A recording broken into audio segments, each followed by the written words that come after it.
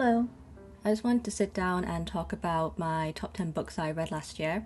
According to Storygraph, I read 42 books last year, but these are my favourites, the ones that stood out the most to me. I will aim to provide a summary for each story and also my reasoning behind why it became one of my favourites of last year. I will do my best not to include any spoilers, but if I do have any spoilers, I will add a warning just in case. The books are not in a ranking of how much I enjoyed them because I kind of struggle to put things into a ranking. Instead, they are in chronological order of when I read them. I read the majority of books on my Kobo, but I do have a few physical copies. The first book I have is Klara by Colin Walsh, which combines murder mystery and childhood friendship.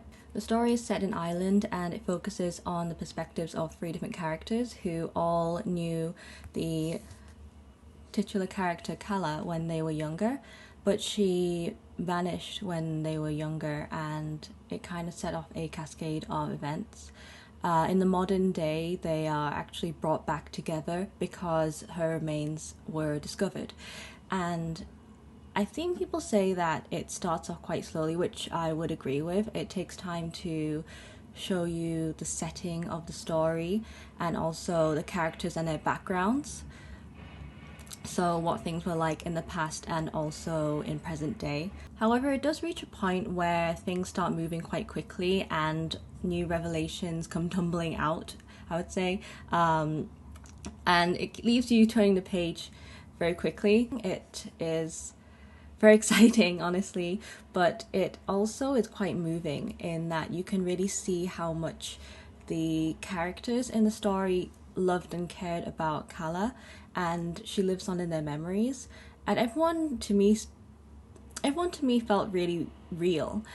Like I could imagine that they exist in reality. What I really liked about Walsh's writing is that it's very detailed and immersive, and it also he had the ability to tell the story from three different perspectives but also give them all a distinct voice. Each chapter is named to indicate whose perspective it's following, but even if they weren't named, I feel that I would be able to figure out who was speaking at that time because everyone was so different and crafted in a way that you could feel the shift in the character at that time. If that makes any sense. I don't know if I'm just like saying nonsense, but I really liked the book. I would definitely recommend it. So Klara by Colin Walsh, very good. Next I have Klara and the Sun by Kazuo Ishiguro, which is a book I absolutely love. I truly believe that Ishiguro is one of the best living authors, or at least one of my favourite living authors. This book is just so compelling yet unsettling at the same time. I love his writing very much because it's just incredible. The way that he is very subtle in the way that he reveals pieces of information, the way that he makes everything feel so natural and real. I realize that his writing, like not everyone can write like him.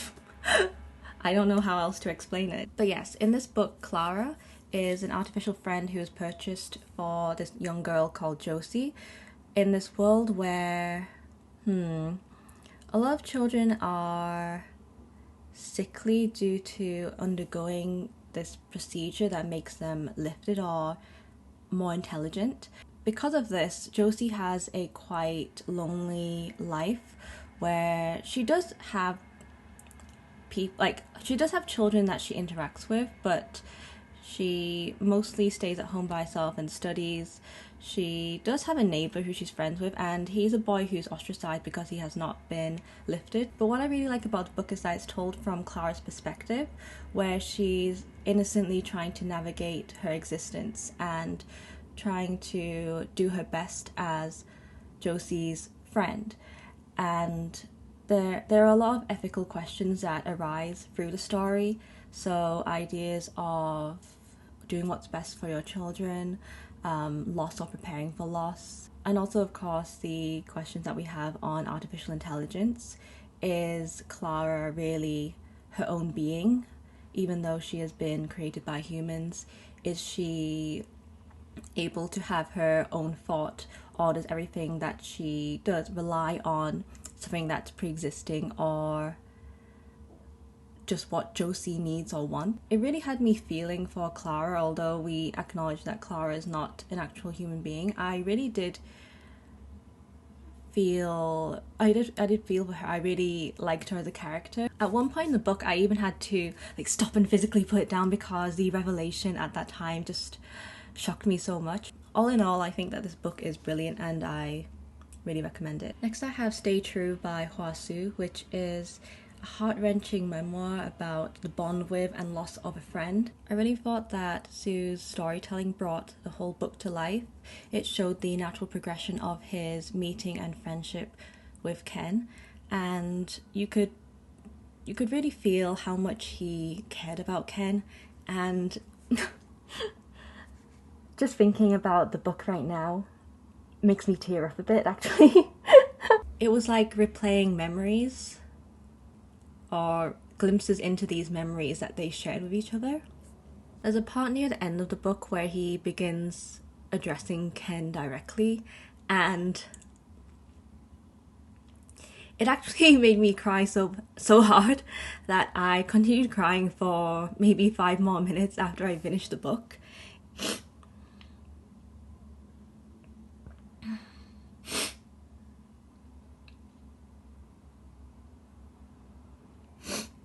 Allow me to compose myself so I can read a quote to you.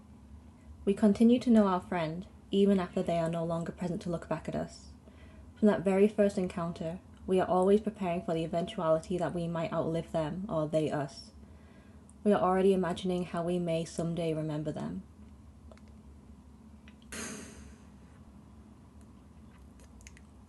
I recommend reading it. Next is The Travelling Cat Chronicles, which is a heartfelt tale partly told from the perspective of a cat who is travelling with his owner to different parts of Japan where people from his past live. The owner, Satoru, is basically looking for a new home for his cat, Nana. This book tends to be put in the category of those, cozy books with cats on the covers, but I've read several books in that category and I feel that this one stands out. What I felt about some other books that were described as cozy, such as When the Coffee Gets Cold and Kamigawa Food Detectives, was that they were a bit surface level, or they didn't dive into the themes that they were exploring deeply enough for me to feel moved. On the other hand, The Travelling Cat Chronicles really seems to dive into the friendships that Satoru had with the people that he's visiting and the connection that he has with his cat Nana. Each friend or set of friends represents a different stage in Satoru's life, and we learn about his past through his visiting and recalling of his life stages when he knew these people. But not only that, because the story is also partly told from the perspective of the cat Nana, you get to see how much Nana's view of the world changed because of Satoru, if that makes any sense. I have a quote. I just learned to distinguish in my own way of seeing things the variations of red that Satoru pointed out, but also that they did all indeed share the same colour. For the rest of my life, I would remember all the shades of red Satoru mentioned that day. So cats don't really perceive colour as we do, as you may know, but he was able to learn about the world and how humans see the world because of his bond with Satoru, who was a really kind-hearted man. I just think that the book did something different compared to other cozy books that may or may not contain cats. Next is I Who Have Never Known Men, which is a very haunting book that left me speechless. It has a very thought-provoking premise. The protagonist, who is unnamed, she's never had a name, has lived her entire life imprisoned with a group of other girls and women, and it's unclear for what purpose or for what future they're really heading towards. Admittedly, I was very curious to learn more about the circumstances that led to them being imprisoned and put into this situation, but maybe a tiny spoiler, but you will not really get any concrete answers. The story leaves you questioning, what if this were to really happen in real life, or what could have happened to lead up to this? I I don't mind that I didn't receive any concrete answers because I do like to speculate, but I understand why some people might feel bothered that they do not find out why this all happened. But I found the book to be terrifying yet very intriguing. Next is Being Lolita by Alison Wood, which is her memoir that details her experience of being groomed and the aftermath. It's an incredibly harrowing recollection because her talent for writing really puts you into the situations that she faced, the highs and the lows. In particular, the lows are very horrifyingly written. The ways that her abuser, changed mood so quickly, became a different person just like that, and left her feeling like she wasn't worthy of love and isolated her. It is a devastating yet insightful read, and it is eye-opening for anyone who's never been in this type of situation or a similar situation. The ending, it does end on a positive note where she provides an insight into how she's doing nowadays, fortunately much better. So I do think that it's a story of a very powerful journey, and I recommend reading it. Next is East of Eden by John Steinbeck, which was recommended to me by my best friend Anna. Although I'd heard that it is his masterpiece or magnum opus, I could never really figure out what it was about it that drew people towards it or made it so highly praised. Every time I looked at the summary, I was wondering, what does it do that's so impressive? After starting the book, I of course discovered how beautifully rich his writing is. Steinbeck is able to present settings that are incredibly beautiful and easy to visualize because of how much he puts into his descriptions. But not only that, he developed some very compelling characters in the story. We have Kathy, who is just the definition of evil. In particular, I really like the characters Samuel and Lee. I know that they're not main characters in the story, but they provide such a backbone to the story and the other characters. Basically, Samuel and Lee are both incredibly intelligent and wise, and them being in the story gave me the impression, oh, things could turn out okay. Anyway, it is a very interesting story. It is quite long, which might put people off reading it, but I do think that it is worth reading, and I'm grateful that I was recommended the book and I did read it. So next is They're Going to Love You by Meg Howry, which is a very gorgeously written novel, and I devoured it in like 2 days because it's just so breathtaking to me. The way that her writing flowed was very impressive to me, and it sent me on, I guess, a whirlwind of emotions. The protagonist, Carlisle, is a former dancer whose father is estranged.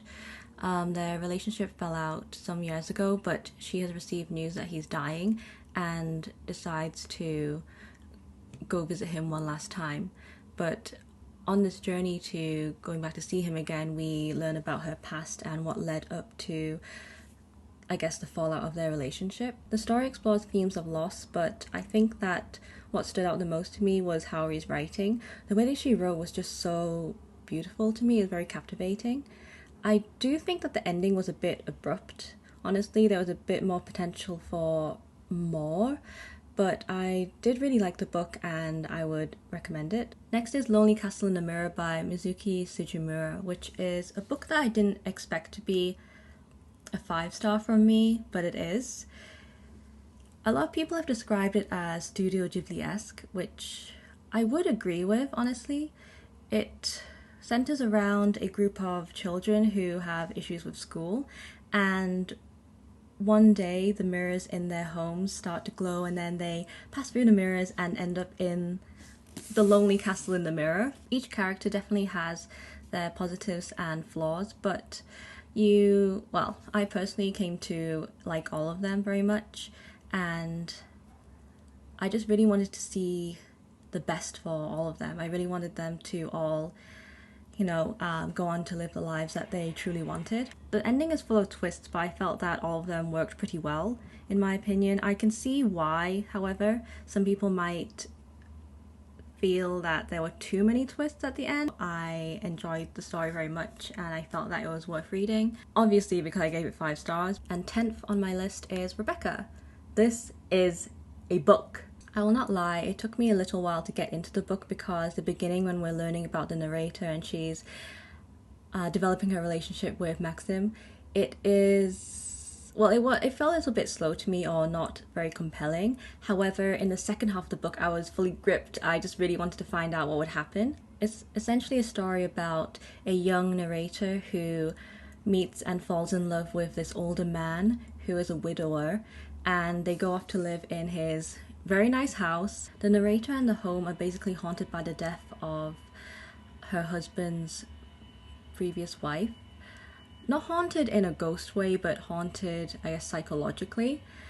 But then details are revealed about the nature of her death and also the nature of her relationship with Maxim that make it, well, it was a ride. I did think the ending could have been more unsettling, but I understand why it is the way it is.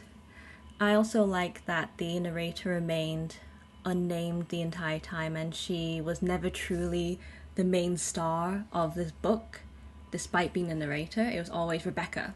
I do recommend reading Rebecca. It is truly iconic and I did enjoy reading it very much. I'm also going to include 2 special mentions of books that I enjoyed but I didn't put into my top 10. Firstly, I have The Secret History by Donna Tartt, which was recommended to me by Anna again. It's often called the dark academia book, and I don't think it's overrated. I do think that it's very well written. It was equal parts exciting and darkly funny.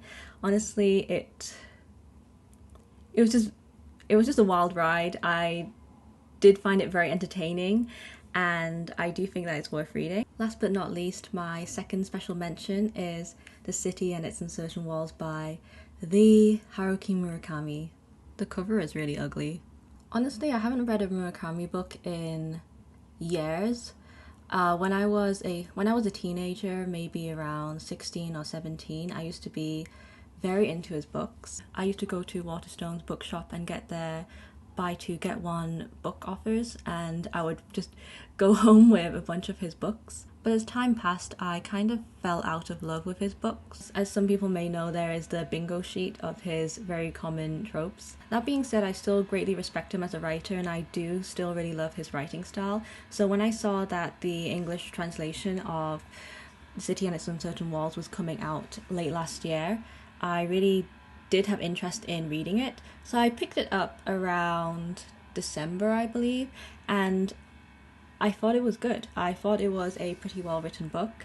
I did see some people say that it comes across as more like a book trying to be a Murakami book, but I did enjoy it. It has the kind of dreamlike aspect that I'd always liked in his writing and still like in his writing. It's not really recommended as the first Murakami book to pick up, but it is still worth reading in my opinion. It's not his best work, admittedly, but I still felt that it hit a lot of the areas that I recall loving in his work when I was younger, and I don't regret reading it at all. I do think that it was a good read. So there you have it, my favourite books that I read last year. Have you read any of them before? Did you like or dislike any of them? I'd be interested to know, but until next time, bye!